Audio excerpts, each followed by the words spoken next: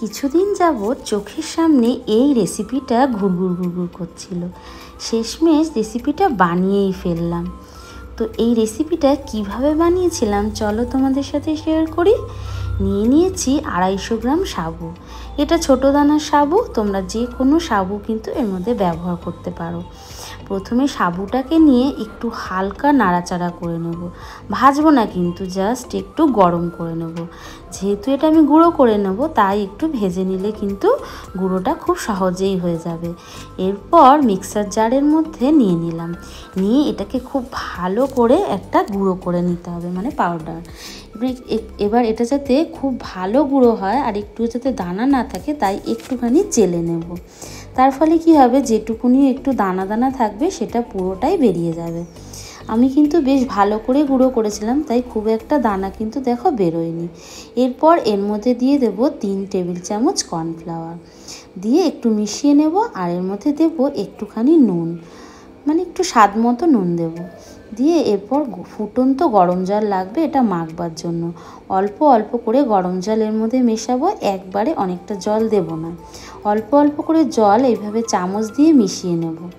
তারপর একটু মেশানোর পর এটাকে একটু মাখতে হবে, তাই ঠান্ডা জলে হাত ডুবিয়ে ডুবিয়ে এটাকে মেখে নেব। ঠান্ডা জলে হাত ডুবালে কি হবে, এই যে এটা যে এতটা গরম, গরম বোধটা একদমই হাতে হবে না।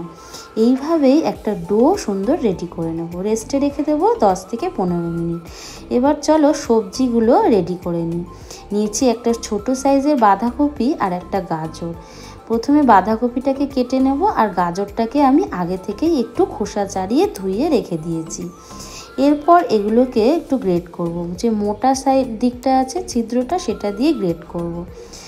বাঁধাকপিটা একটু ছোট সাইজে তাই পুরো বাঁধাকপিটাই এখানে দিয়ে দিলাম।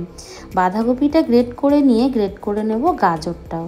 তোমরা চাইলে এর মধ্যে আর অন্যরকম যে সবজি সেগুলোও কিন্তু অ্যাড করতে পারো, যেমন ধরো মাশরুম অ্যাড করতে পারো, তারপরে সুইট কর্ন অ্যাড করতে পারো, সেটাতেও কিন্তু খুব ভালো লাগবে। এইভাবে গাজরটা আর তোমার বাঁধাকপিটা গ্রেট করে নিলাম। একটু বড় দিকটা দিয়ে কিন্তু গ্রেট করবে, বেশি যেন মিহি মিহি গ্রেটটা না হয়। এরপর এগুলো গ্রেট করে নেওয়ার পর দুটো পেঁয়াজকেও আমি একটু মিহি করে কুচিয়ে নিলাম। আর একটু দেব কাঁচা লঙ্কা, 3-4টে মতো কাঁচা লঙ্কাও আমি কুচিয়ে নিয়েছি। চলো এরপরে যেটা করতে হবে, দুটো টমেটোকে একটু পুড়িয়ে নেব।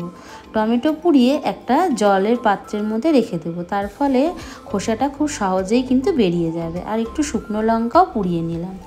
এরপর একটা পাত্রের মধ্যে 2 চামচ মতন তেল গরম করে দিয়ে দেবো 1 চামচ রসুন কুচি। রসুনটা একটু হালকা ভাজা ভাজা করে দিয়ে দেবো পেঁয়াজ কুচিটা। পেঁয়াজ কুচিটা একটু নাড়াচাড়া করে একটু দিয়ে দেবো এখানে মাংসের কিমা। এটা চিকেন কিমা।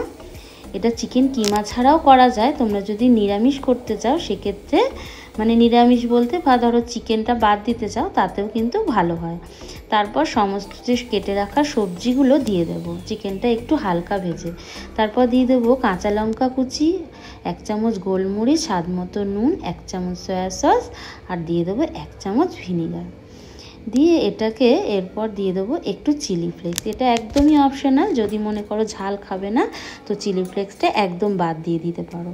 দিয়ে এটাকে খুব সুন্দর করে নাড়াচাড়া করে একটা পুর রেডি করে নেব। পুরটা যখন রেডি হয়ে যাবে এটাকে ঢাকনা বন্ধ করে রেখে দেবো একটু কিছুক্ষণের জন্য। এটাও ঠান্ডা হতে থাকবে। তারপর দেখো টমেটোটা যেহেতু জলে দিয়ে রেখেছিলাম সমস্তটাই পরিষ্কার হয়ে গেছে। দিয়ে দিলাম কিছুটা ভাজা বাদাম, 1 চামচ সাদা তিল, একটু সামান্য নুন দিয়ে এটাকে একটু পেস্ট করে নেব। এটা কিন্তু মোমোটা খাওয়ার জন্য চাটনিটা তৈরি হচ্ছে। এবার এটাকে পেস্ট করে রেখে দিলাম। এবার এটাকে একটু ফোড়ন দিয়ে নেব যাতে আরও বেশি টেস্টি হয়। একটু সাদা তেলের মধ্যে 1 চামচ রসুন কুচি দিয়ে সমস্ত পেস্টটা ঢেলে দেবো। তারপর একটু সামান্য মতন 1 চামচ মতন দিয়েছিলাম টমেটো সস আর 1 চামচ সয়া সস। এটাকে মিশিয়ে একটুখানি নাড়াচাড়া করলেই সসটা একদম রেডি হয়ে গেল। এবার একটা ছিদ্রযুক্ত থালার মধ্যে একটু তেল ব্রাশ করে রাখলাম।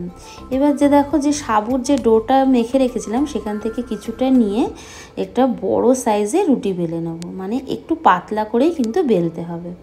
বড় সাইজের রুটিটা বেলে নেব। আর যেহেতু সাবু দিয়ে তৈরি একটু মানে ধারটা একটু ফাটা ফাটা হবে, তাতে কিন্তু কোনো অসুবিধা হবে না। আর এইভাবে একটা কিছু দিয়ে এইভাবে কেটে নেব, তার ফলে কী হবে, স্মুথ হবে। আর দেখো কত পাতলাভাবে করেছি, এইভাবেই করে নেবে, বেশ ভালো হয়। তারপর যে পুরটা রেডি করেছিলাম মাঝখানটায় দিয়ে দেব, দিয়ে এইভাবে মুখটা বন্ধ করে দেবো। যেহেতু সাবুর দিয়ে তৈরি, তাই কিন্তু খুব একটা কোনো রকম শেপ কিন্তু এটার মধ্যে দেওয়া যাবে না। এটাকে কিন্তু তোমরা ঝাল পুলি হিসেবেও বলতে পারো, মানে মোমোও বলতে পারো, ঝালপুলি বলতে পারো। আমি তো এটাকে ঝালপুলি বলি, তোমরা কি বলো? ঝালপুলিটা ঠিক নাম দেওয়া হলো কি না? বাঙালির ঝালপুলি। এরপরে দেখো এটাকে ভাপ দিয়ে নেব 10 মিনিটের জন্য। 10 মিনিট ভাপ দেওয়ার পর দেখো কেমন ট্রান্সপারেন্ট তৈরি হয়েছে। চলো এটার সাথে খাওয়ার জন্য একটা চিলি অয়েলও রেডি করে নিই। দিয়ে দিলাম 1 চামচ তিল, একটু লঙ্কা গুঁড়ো, একটু চিলি ফ্লেক্স, সামান্য একটু নুন।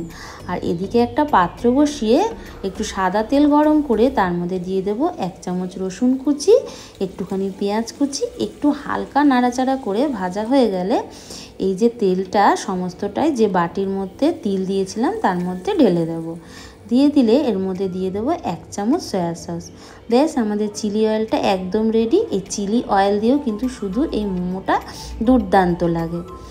তারপর দেখো তৈরি হয়ে গেল একদম দুর্দান্ত স্বাদের এই মোমোটা। আর চিলি অয়েল দিয়ে দারুণ লাগে। তোমাদের কেমন লাগলো? আশা করি তোমাদের নিশ্চয়ই ভালো লেগেছে। যদি ভালো লাগে তাহলে আমাকে কিন্তু জানাতে তোমরা ভুলো না। তো দেখা হবে নেক্সট ভিডিওতে। টাটা।